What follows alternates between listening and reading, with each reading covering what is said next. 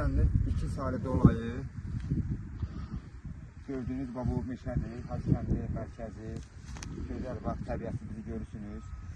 Ulu öndərimizin adına burada 100 yazmışıq. Mən cənab prezidentimiz İlham Əliyev başda olmaqla hər birinə təşəkkür edirəm. Göygöl rayonu rəisi Vüqar müəllimə, Şəmsəddin müəllimə, prokurorumuza, Meşə dairəsində Rami müəllimə, Ayzər müəllimə, hər birinə təşəkkür edirəm ki, hamısı dəstək oldular bizi sürmə bu Ulu öndərin 100 yaşını illiyində biz bu ağaçları əkmişik.